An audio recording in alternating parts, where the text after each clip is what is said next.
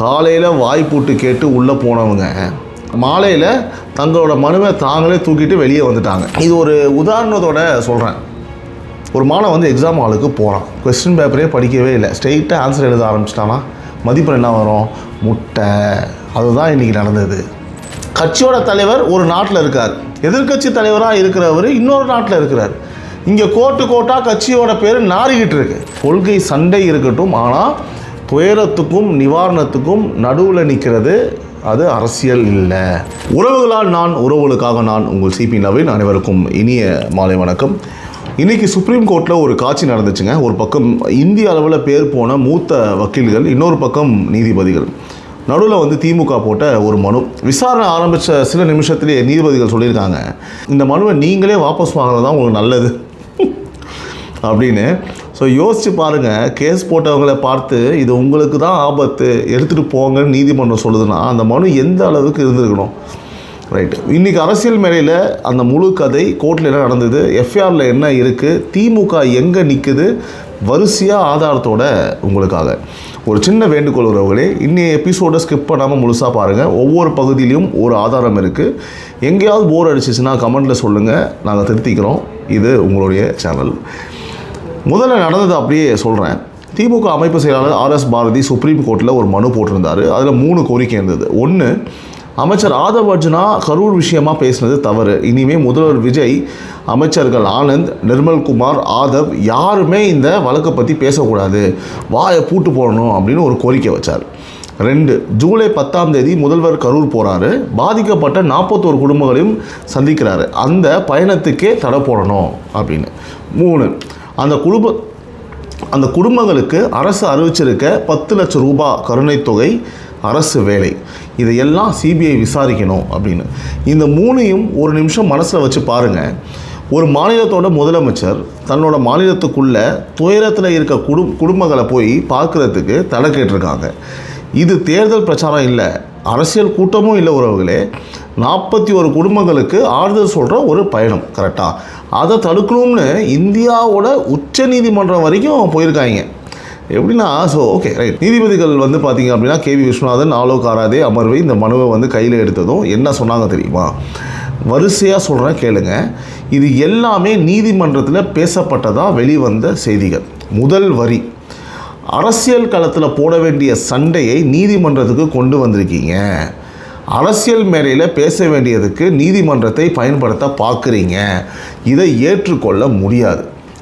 அடுத்த வரி, இந்த மனுவே மிகவும் மோசமான நிலையில் இருக்குது உங்கள் கட்சி மாதிரி அப்படின்னு அவங்க சொல்ல, இதை நான் சேர்த்துக்கிட்டேன்.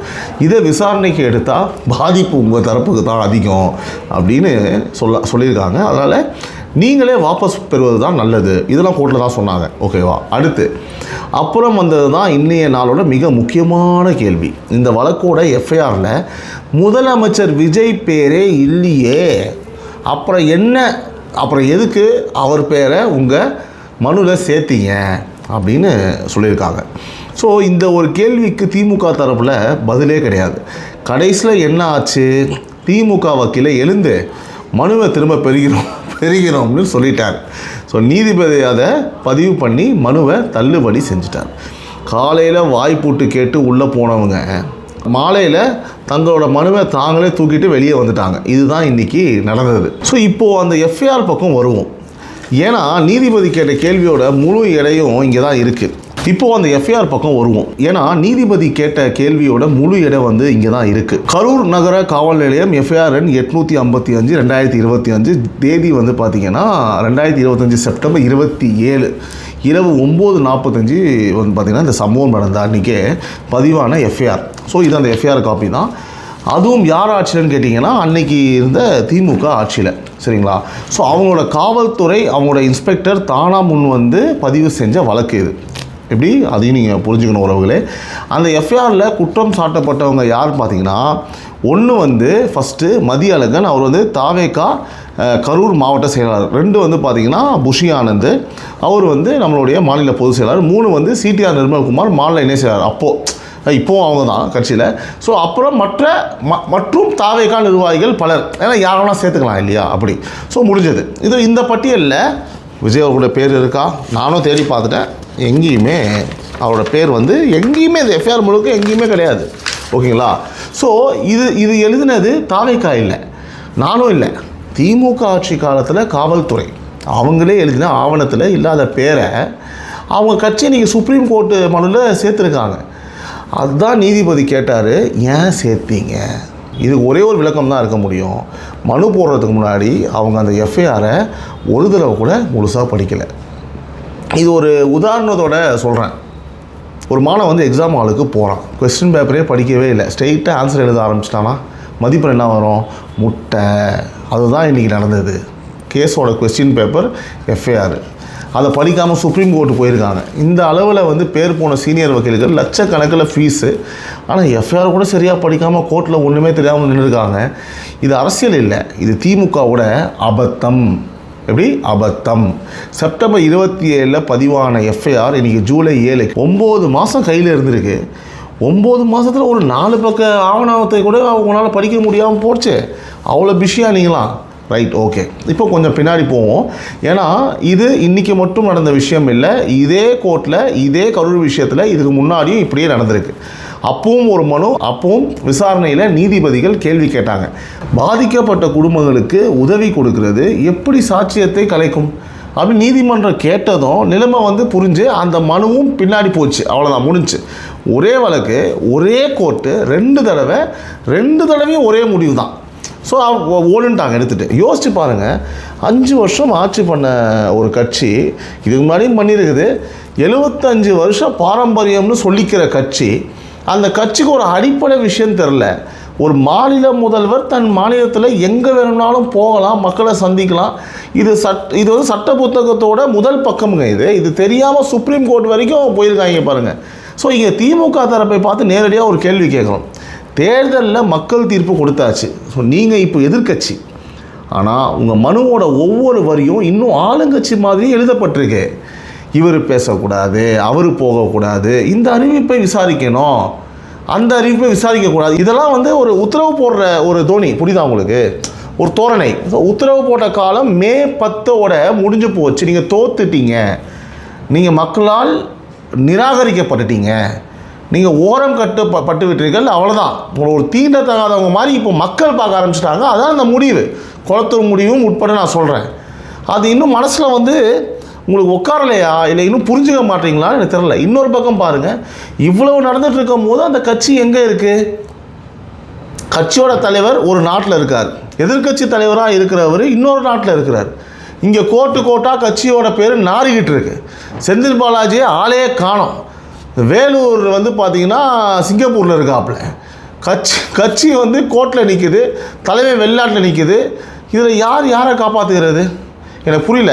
இதில் யாரை காப்பாற்ற போகிறாங்க? அப்புறம் சமூக வலைத்தளத்தில் ஒரு கூட்டம், பேர் ஜென்சி. கை நிறைய ஃபோனு, மனசு நிறைய கோபம், வன்மம், அபத்தம், ஆபாசம். கையில் மட்டும் ஒரு ஃபேக்ட் இல்லை, ஒரு ஃபேக்ட்ஸ் எதுவுமே கிடையாது. காலையில் இருந்து என்ன தெரியுமா பில்டப்? இன்றைக்கி வரலாற்று வெற்றி வரப்போகுது. பில்டப் காலையிலேருந்து கொடுத்தாங்க. மாலையில் நீதிமன்றம் மனுவை எடுத்துக்கிட்டு போகணும்னு சொல்லி தூக்கி அடிச்சிச்சு. அதாவது இந்த மாதிரி ஆட்கள், இந்த ஜென்சி கின்சி ஒளிஞ்சிட்டு இருக்க இந்த அமைச்சர்கள், நீங்கள் பண்ணுற ஒவ்வொரு நாள் கூத்தும் கட்சியை வந்து பார்த்திங்கன்னா ரோட்டில் வந்து நிற்கிது. ஒவ்வொரு நாளும் முட்டு சந்தில் என்ன பண்ணணும்னு தெரியாமல். கட்சியோட பேர் இது எத்தனை பேருக்கு தெரியுது, அந்த கட்சியில் எத்தனை பேர் புரியுதுன்னு எனக்கு ஒன்றும் புரியல. ஸோ இப்போ ஒரு நிமிஷம் நக்கலை நிறுத்தி வச்சுட்டு சீரியஸாக ஒரு உண்மையை பேசணும். இந்த மனுவோட மையத்தில் இருந்தது என்ன? 41 குடும்பங்கள், பிள்ளையை இழந்த அம்மா, கணவனை இழந்த மனைவி, அவங்களுக்கு அரசு 10 லட்சம் ரூபாய் கருணைத் தொகை, குடும்பத்துக்கு ஒரு அரசு வேலைன்னு அறிவிச்சிருக்கு. 41 குடும்பத்துக்கு சேர்த்து பார்த்தா நிவாரணமாக கிட்டத்தட்ட ஒரு 4 கோடி ரூபாய் தான். அந்த உதவியை சிபிஐ விசாரணைன்னு கேட்டு நிறுத்த பார்த்தாங்க. நீதிபதிகளே முன்னாடி கேட்ட அதே கேள்வி தான் இங்கேயும் நிற்கிது. கண்ணீரில் இருக்கிற ஒரு குடும்பத்துக்கு உதவி போய் சேருது. எப்படி ஒரு வழக்கை வந்து பார்த்திங்கன்னா பாதிக்கும்? அரசியல் எதிர்ப்பு இருக்கட்டும், கொள்கை சண்டை இருக்கட்டும், ஆனால் துயரத்துக்கும் நிவாரணத்துக்கும் நடுவில் நிற்கிறது அது அரசியல் இல்லை. ஸோ இந்த இடத்துல ஒரு விஷயத்தை வந்து நிதானமாக சொல்லணும். கரூர் வழக்கு இப்போது சிபிஐ கையில் இருக்குது. ஓய்வு பெற்ற உச்சநீதிமன்ற நீதிபதி கண்காணிப்பில் விசாரணை நடக்குது. யார் தவறு பண்ணாங்க, என்ன நடந்தது அப்படின்றதெல்லாம் அந்த விசாரணை தான் சொல்லும். ஸோ நாம் சொல்கிறது ஒன்று தான், விசாரணையை பண்ண விடுங்க. அதுக்கு நடுவில் மனு மேலே மனுவை போட்டு ஒவ்வொரு தடவையும் நீதிமன்றத்திலே தலை குனிஞ்சு வெளியே வர்றது யாருக்கு லாபம்? உங்கள் கட்சிக்கும் உங்கள் கட்சிக்குள்ளே இருக்கிற தலைவர்களுக்கும் தான் அது அசிங்கம். அதனால் அது வேண்டாம் அப்படின்னு மக்கள் சொல்கிறாங்க. உங்கள் கட்சியிலே நிறைய கருத்துக்கள் அப்படி வெளியில் வருது. இன்றைய நாளோட சுருக்கம் இதுதான். காலையில் திமுக நினைச்சது முதல்வர் கரூர் போகிறத தடுத்துடலாம். மாலையில் நடந்தது, நீதிமன்றமே அவங்க மனுவை திருப்பி அனுப்பிடுச்சு. தடுக்க போன பயணத்துக்கு இப்போது எந்த தடையும் இல்லை. ஜூலை 10 இன்னும் 3 நாள் முதல்வர் விஜய் கரூர் போகிறாரு. 41 குடும்பங்களை நேரில் வந்து சந்திக்கிறாரு. கருணை தொகை உத்தரவு, அரசு வேலை உத்தரவு எல்லாத்தையும் கையோடு எடுத்துகிட்டு போகிறாரு. ரைட்டா? 9 மாதமாக அந்த குடும்பங்கள் வந்து காத்திருந்த சந்திப்பது. அன்றைக்கி அங்கே என்ன நடக்குது, என்ன பேசப்படுது, அடுத்த நாள் இதே அரசியல் மேலையில் நம்ம பேசுவோம். அப்புறம் 2 விஷயம். இந்த சனிக்கிழமை மாலை 5 மணிக்கு உறவுகளும் நானும் முதல் எபிசோட் கம்யூனிட்டி போஸ்ட் வந்து போட்டிருக்கோம். உங்களுக்கு இப்போ காமிப்பாங்க. உங்கள் கேள்விகளை கமெண்ட்டில் கேளுங்க, நான் நேரடியாக பதில் சொல்கிறேன். அதே மாதிரி ஞாயிறு மாலை 5 மணிக்கு உறவுகளின் குரல். உங்கள் குரலை இப்போ காமிக்கிற வாட்ஸ்அப் நம்பரில் பதிவு பண்ணுங்கள். உங்கள் குரல் இங்கே ஒலிக்கும். 2மே உங்களுக்கான நிகழ்ச்சிகள். மீண்டும் நாளை காலை 6 மணிக்கு காலை குரலில் இன்னியோட மொத்த அரசியலோட ஒரு ரவுண்ட் அப் இருக்கும். எப்பவும் போல் முழுசாக பார்த்த உங்களுக்கு நன்றி. உறவுகளால் நான், உறவுகளுக்காக நான் உங்கள் சிபி நவீன். இது டைம்ஸ் ஆஃப் ரிப்பப்ளிக் நியூஸின் அரசியல் மேடை. வீடியோ பிடிச்சிருந்தால் லைக் பண்ணுங்கள், ஷேர் பண்ணுங்கள், சப்ஸ்கிரைப் பண்ணுங்கள், பெல் ஐக்கானை மறக்காதீங்க. அதே மாதிரி ஹைப் பண்ணுங்கள். அப்போ தான் நிறைய உறவுகளுக்கு இந்த வீடியோ போய் சேரும். நம் டைம்ஸ் ஆஃப் ரிப்பப்ளிக் நியூஸ் குடும்பமும் பெருகும். Love you all. Have a good day.